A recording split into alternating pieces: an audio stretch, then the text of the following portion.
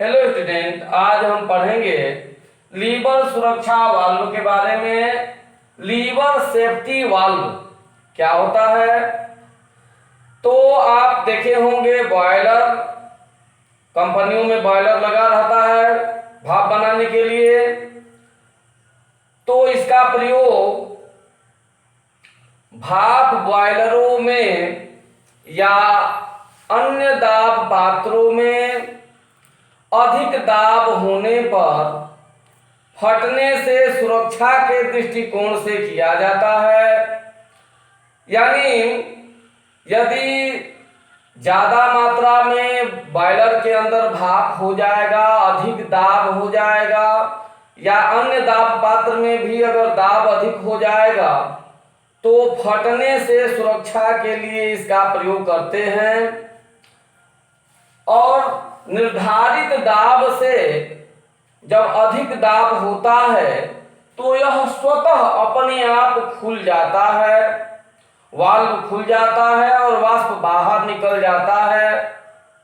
तथा निर्धारित दाब से कम दाब होने पर यह वाल्व बंद हो जाता है, यानी पुनः अपनी जगह पे आ जाता है। तो ये पूरी प्रक्रिया है। यह चित्र है इस लीवर का। लीवर सुरक्षा वाल्व में एक यह लीवर होता है EA, ये देख रहे हैं लीवर, बिल्कुल ऐसा लग रहा है जैसे रेलवे क्रॉसिंग पे एक लगा होता है ऐसा ही लीवर। ट्रेन जब आती है तो लीवर नीचे गिरा दिया जाता है, और जब ट्रेन चली जाती है तो अन्य रेलवे क्रॉसिंग से पार करने के लिए गाड़ियों को फिर इसको उठा दिया जाता है। तो ठीक इसी प्रकार से यह मान लीजिए मार्कर हमारा लीवर है, यह ई बिंदु पर, ई के परतः यह लीवर EA जो है, EA लीवर ई बिंदु के परतः इसे घूम सकता है। ये ऊपर जा सकता है, नीचे आ सकता है, नी के परतः घूम सकता है क्योंकि ई पर आलंबित है। अब ई बिंदु पर यह आलंबित है। यहां पर इस पूरे चित्र में देखिए ये हमारा लीवर हो गया। जो ये लीवर है, इस लीवर का भार कुछ ना कुछ होगा, तो इसके भार को हम W2 मान ले रहे हैं। ये लीवर का भार है। जो EA लीवर है इसका भार हमने W2 मान लिया। और जो ये वाल्व है, इस वाल्व का भार हमने W माना। तो वाल्व B बिंदु या हमारा जो है लीवर का भार W2, और इस लीवर पर C बिंदु पर एक जो है लगा हुआ है चल भार। चल भार का मतलब होता है जो भार खिसकाया जा सकता है या आगे पीछे खिसकाया जा सकता है, तो चल भार है ये W1। अब जो होता क्या है, ये लीवर कार्य कैसे करता है लीवर सुरक्षा वाल्व, कि जब निर्धारित दाब से अधिक दाब होता है तो दाब बल के कारण इस वाल्व पर प्रेशर पड़ेगा ऊपर की तरफ। जब ऊपर की तरफ प्रेशर पड़ेगा तो जैसे यह मार्कर मान लो कि सीधा है, और जब इस पर प्रेशर ऐसे पड़ा तो ये ऊपर उठ जाएगा। ठीक उसी प्रकार से जो ये लीवर है यह ऊपर उठ जाता है। ऊपर उठने से ये वाल्व खुल जाता है, और वाल्व खुल जाने से जो इसमें भाप है वो वाष्प बाहर निकल जाता है। तो वाष्प बाहर निकल जाएगा, और जब निर्धारित दाब से कम दाब होगा तो यह पुनः वाल्व बंद हो जाएगा, अपनी जगह पे आ जाएगा। ये पूरी प्रक्रिया है। अब कंडीशन काम कैसे कैसे करना है जरा ध्यान से देखेंगे।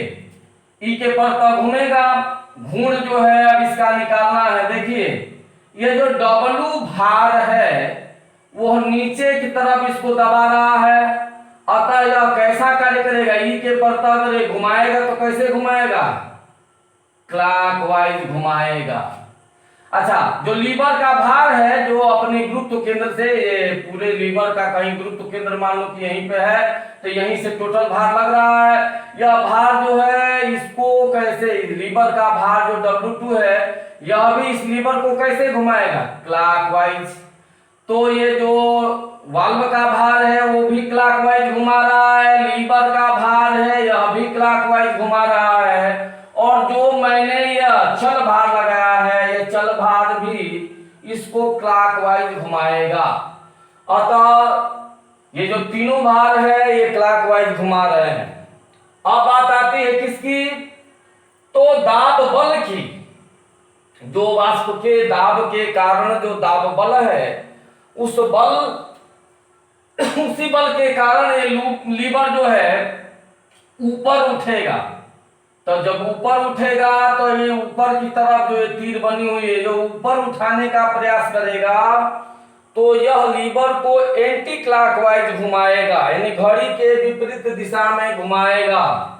अब ये टोटल में माना हमने लिख रखा है, माना W1 चल भार, यहां पर W1 जो C बिंदु पर लग रहा है चल भार, W2 क्या है, लीवर का भार जो कि हम बता रखे हैं, W क्या है, W हमारा वाल्व का भार है, वाल्व का भार, P प्रेशर है, भाप का दाब है P, D क्या है, वाल्व का व्यास है, यहां ये जो वाल्व है उसका व्यास डायमीटर D है, F जो है लीवर पर ऊपर की ओर लगने वाला बल है, तो ऊपर की तरफ जो बल लग रहा है वो हमारा क्या है, F है। R क्या है, जो आलंब है, तो आलंब पर क्रिया होगी तो प्रतिक्रिया जरूर उत्पन्न होगी, तो यह हमारी प्रतिक्रिया R है। अब जो है सबसे पहले ये चीज समझ में नहीं आ रही होगी कि F बल जो लीवर पर ऊपर की ओर लगने वाला बल है उसको P into pi by 4d² क्यों लिखा जा रहा है। तो आप जो है पढ़े होंगे हाई स्कूल में, दाब P, दाब P बराबर होता है क्या, बल बटा में क्षेत्रफल, बल F और बटा में आपका क्षेत्रफल, क्षेत्रफल होता है A, एरिया। तो दाब P बराबर होगा बल बटा में क्षेत्रफल, तो दाब P बराबर हो गया बल बटा में क्षेत्रफल। अब लिख सकते हैं इसे P बराबर F अपान A। अब जो है अगर हम पक्षांतर कर दें A को, यह भाग दे रहे जाए गुणा करेगा, तो PA बराबर हो जाएगा F के, या इसे ही हम लिख सकते हैं F बराबर PA, F बराबर PA। यानी रटने के लिए अगर हम कहें तो फादर इक्वल टू पा, फादर को पा कहते हैं, तो यानी कुल मिलाकर बल बराबर होगा दाब गुणे क्षेत्रफल, बल बराबर दाब गुणे क्षेत्रफल होगा। अब जो है बात आती है कि निकाला जाए कि ये जो एरिया है, अब चूंकि यह वृत्ताकार काट है तभी इसका डायमीटर दिया गया है D, तो वृत्ताकार काट है तो पहले हम एरिया निकाल लें, तो A वाल्व की A जो है आप जानते हैं वृत्ताकार काट के लिए होगा पाई एरिया पाई R², वृत्त का क्षेत्रफल होता है पाई R²। अब अगर हम इस क्षेत्रफल को व्यास के पद में लिखें, तो व्यास के पद में लिखेंगे तो आप जानते हैं कि व्यास के पद में त्रिज्या क्या होती है, व्यास की आधी होती है, यानी D/2, व्यास का आधा करेंगे तो त्रिज्या होगी, यानी त्रिज्या R बराबर D/2। अब जहां पर हमारा R है, चूंकि क्षेत्रफल लिखे A बराबर पाई R², तो A बराबर हमारा हो जाएगा क्या, पाई और आर की जगह पर लिख देंगे क्या, d/2 का स्क्वायर। तो ये हो जाएगा a बराबर पाई और ये हो जाएगा d²/4। तो a बराबर क्या हो जाएगा, π/4 d²। यह लिख सकते हैं a बराबर π/4 d²। अब आप जानते हैं कि बॉल F बराबर क्या लिखे हैं, Pa, यानी दाब गुणे क्षेत्रफल। तो F बराबर P और A की जगह पर क्या लिख सकते हैं, अभी निकाले हैं, A की जगह पर वृत्ताकार काट के लिए π/4 d²। तो F की जगह पर π/4 d² लिख सकते हैं। अतः बल को, जो ये बल है, बल लीवर पर ऊपर की ओर लगने वाला बल, तो वो बल को जो हम क्या लिख सकते हैं, P गुणे π/4 d²। इसीलिए हमने यहां पर पहले से ही F बराबर माने F लीवर का ऊपर की ओर लगने वाला बल P गुणे π/4 d² लिख रखा है। ठीक है, अब जो है आगे की पॉइंट करते हैं। अब जो है बिंदु E के परितः हम आघूर्ण लेंगे, यानी E के परितः इस लीवर, जो ये लीवर है, इसको घुमाना है E के परितः, चाहे वो ऊपर जाए चाहे नीचे जाए, E के परितः हमें घुमाना है। तो घुमाते समय में ध्यान रखें, ये जो W होगा वो क्लॉकवाइज घुमाएगा, W2 होगा वो भी क्लॉकवाइज घुमाएगा, W1 होगा वो भी क्लॉकवाइज घुमाएगा। W2 और W1 ये तीनों लीवर को E के परितः क्लॉकवाइज घुमाएंगे। तथा जो ये बल है, दाब बल, यह जो कि यहाँ पर लग रहा है, B बिंदु पर ही लग रहा है, यह किधर घुमाएगा, ऊपर की तरफ इसको घुमाने का प्रयास करेगा, यानी इसको एंटी क्लॉकवाइज घुमाएगा। अभी जो है अगर संतुलन की स्थिति में कहानी ले तो सभी के आघूर्णों का बीजगणितीय योग शून्य हो जाएगा। अब आघूर्णों का बीजगणितीय योग करना है, ई के परितः घूर्ण लेने पर, तो आघूर्ण लेना शुरू कीजिए। तो बल आघूर्ण दूरी ली जाती है। तो यह हमारा जो है यहाँ पर ई से जो पहला जो है हमारा बल, यानी जो भार है W, ये भार भी एक प्रकार क्या है, बल है।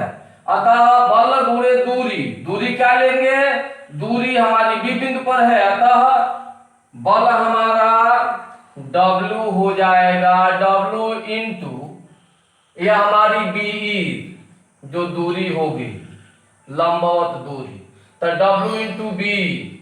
सारे क्लॉकवाइज को हम पॉजिटिव ले रहे हैं घूर्ण को, तो W इंटू B प्लस, अब इसी E के परितः W2 की बात करें तो W2 यह D बिंदु पर है, W2 किस बिंदु पर लग रहा है, तो D बिंदु पर, अतः दूरी कितना लिखेंगे, DE। तो W2 इंटू हो जाएगा DE प्लस, अब बात करते हैं इसी E के परितः W1 की, यह भी क्लॉकवाइज घुमाएगा, तो क्लॉकवाइज को हमने पॉजिटिव मान रखा है, यह दूरी हो जाएगी क्या, CE, यानी W1 इंटू CE, और चूंकि संतुलन की स्थिति में रहे इक्वल टू हो जाएगा W1 इंटू CE। अब आगे करते हैं, अब जो है बल की बात करें, जो बल है जो कि B बिंदु पर ही लग रहा है, ऊपर की तरफ इसको उठाने का प्रयास कर रहा है, अतः इसको हम ऋणात्मक लेंगे, तो प्लस ब्रैकेट में लेंगे माइनस, बल को हमने F माना है, तो F अगुणे दूरी इसकी भी क्या होगी, B से लेके E तक, तो BE दूरी होगी, BE। और चूंकि संतुलन की स्थिति में है तो इक्वल टू हम लिख देंगे क्या, 0।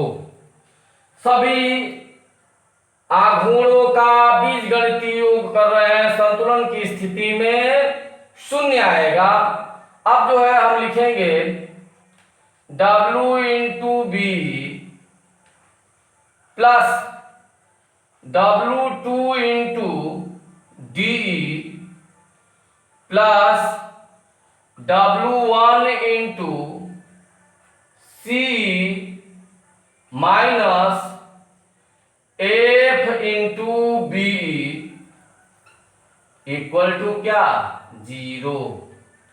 अब इसमें इसको पक्षांतर कर दें तो क्या बनेगा W into B plus W2 into D plus W1 into C equal to F into B. और हमने अभी पढ़ रखा है F का मान, F बराबर क्या है भाई, F बराबर P into pi by 4 D square. ठीक है, तो जहां F है उसकी जगह पर ये भी रख सकते हैं, तो हमारा हो जाएगा W into B plus W2 into हमारा क्या है डी प्लस W1 इंटू सी बराबर हमारा हो जाएगा F की जगह पे P into pi by 4 D square और इंटू क्या है बीई है। ठीक है, अब जो है अगली पॉइंट में हम लिख सकते हैं या करके, या लिख दीजिए P into pi by 4 D square into B. इस पूरे को इधर लिख दीजिए बराबर क्या W into B, W into B plus W2 into D plus W1 into C. ठीक है, और अगर इसको यानी P into pi by 4 D square को F लिख दें तो F लिखने पर ऐसी हो जाएगी पूरी कहानी। तो ये हमारी कहानी हो जाएगी क्या, F into B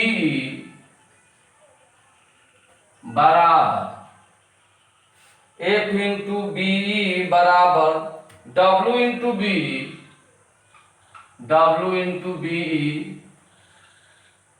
plus W2 into D, W2 into D plus